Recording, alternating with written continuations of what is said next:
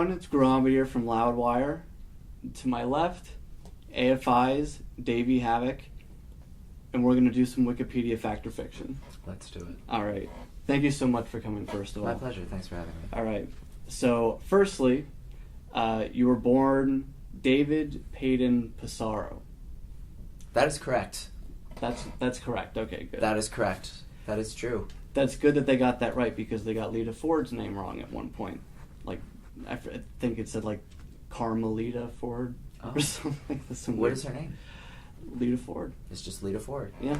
It's a real name. Yeah. But then it says that your father passed away when you were 3, and 5.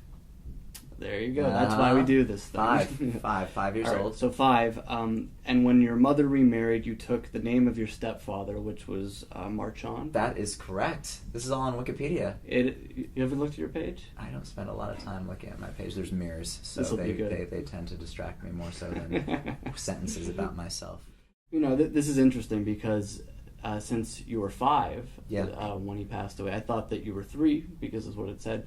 So I was going to ask, is there any memories you have of him? So I do have a few memories of my father, yeah, but before he passed away, of my biological. He would come and pick me up, and I remember he gave me my first skateboard, which was a little plastic skateboard, and he seemed very beloved in New York, in Rochester, where I was born, and he would take me to different places where the owner of the greenhouse, Marvin Gardens, would give me a star cactus, which is an actually uncanny creation that doesn't exist, I'm told, is some weird hybrid of cactuses. But have you seen these cactuses? You owned something that didn't exist? Well, no, they exist, but they were a matter of science. They would clip a piece of one cactus and put it on another cactus and make this pretty little ornamental cactus. All right. And he would take me to burger spots. There was a place called Vic and Herbs that I remember would take me, and we'd get like Red Hots and burgers. This is obviously before I'd realized that I needed to evolve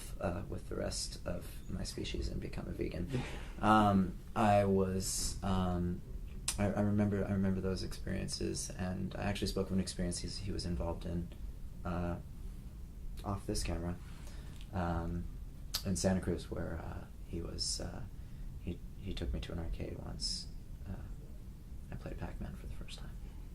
It says, in high school, one day, you and your friends, Mark and Vic, decided to start a band, even though none of you owned or played an instrument. Correct. Yeah. Very, very, very true. We were, I can remember it like it was yesterday, sitting in our section of what was a try, which was a sunken concrete triangle in the center of the school. And there were designated areas for designated cliques. Of course. We were a clique of 3. And inspired by the DIY ethic of hardcore bands from DC and Los Angeles, we said, let's start a band. And we did it. And we called dibs. You called dibs? On instruments. Really? So did you immediately want to go, I want to sing? Mark's like, dibs on guitar, and Vic said, dibs on bass, and I said, I'm singing, and they said, yeah, we know Choir Boy. Yeah. And this is in Southern California? This is in Northern California. This is in Mendocino County. Okay, gotcha. But you did say you went to UC Berkeley, and you planned to double major in English and psychology. This is true. I declared a double major, and then after finishing the prereqs for both of the majors, that's when I dropped out. Okay. So how many years was that? Just 2. 2 years? Just 2. It was 2 before I quit. Okay. Was it just to focus on the band? Okay. Yeah. As you mentioned, you're an outspoken advocate of the vegan lifestyle. Did I mention that? I think you did. Odd. And also the straight edge lifestyle as well. True. Was that sort of from your influence of like the DC hardcore bands? Very much so. I mean, to be honest, my distaste for drug culture pre-existed to my knowledge of straight edge, and I was a part of the underground music scene and the punk scene and the hardcore scene, and the self-destructive nature of it never appealed to me in the same way it didn't appeal to me in the mainstream, and recreational drug use as a mandatory form of recreation never appealed to me, and I never understood it. And then I discovered Minor Threat, and I discovered a community of people in a movement that shared my outlook, not only on drug use, but we had artistic affinities, artistic affinities that were similar. And from that moment on, I said, "Wow, this is what I am. I'm straight edge, and I am." All right. This one really interested me. It says in the year 2000, Okay. you were approached by Roadrunner Records to become the new singer of the Misfits, but you declined. I think that is true. I think Okay. so. A man named Mike Gitter, and Okay. I'd forgotten about this, but I recall, but I'd forgotten about it for years, and someone brought it up, and I forgot about it entirely. But it happened. Mike called me up, and it was around then, and he said, "Hey, the Misfits are getting back together," or maybe they already had at that. No, they I had, think this because was after Michelle they had left, already, they had already done it, and he asked me if I wanted to sing, but it wasn't something I was interested in. Was it easy decision? Yeah, it was pretty easy. Wow.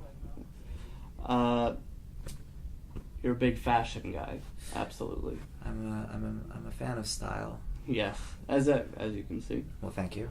You launched the clothing line Glitter Boy. Yes. First. Yes. And then it was Payton. And the next one. And the next one was Zoo Boutique. Correct. Which is actually a vegan line. There's a lot of vegan themes that would run through the designs, but not entirely. A lot of it was music influenced as well. But those were the three collapsed lines that I attempted. But so is the world, isn't it? Isn't that the case in the fashion world? The dog eat dog fashion world. I wouldn't know. It is. No, you never know. And you worked with Macbeth Footwear. Yeah. To create a limited edition shoes. Yes. But it said that the government had seized your website domain. They did. I can't talk about that. But but they did. It didn't have anything to do with Macbeth. But the Macbeth shoes were very exciting. My friend Jimmy Throgmorton worked for Macbeth, and he approached me about doing a collaboration. And that's with Mark Hoppus? And right. Mark, that was his shoes. Yes. Right? And Jimmy approached me about doing an original shoe, and I said, "Well, can I cover it in rhinestones?" And he said, "Yes." I said, "Well, then, as long as it's vegan, we've got a deal." And they created a nice little velvet shoe bag for me. It was a fun shoe. Cool. Last one, with you and Jade, a guitarist for AFI, of course. You have matching tattoos of a cat jumping through the number 9. That's correct. We do. What's the significance of that? It's just a piece of flash created by an East Coast native, Dan Higgs, that we were a fan of, and we had our then friend and still friend Eric Hogan, rest in peace, put it on us as a friendship tattoo. We liked the flash and we wanted to get it, so we said, "Yeah, we'll just get it." Well, thank you so much for stopping by. Absolutely. Thank you for setting the record straight. Some of these very important things. A lot of truths. They did well. Shockingly. They did well by you. They Shockingly. did well. Good job. I'll get you next time.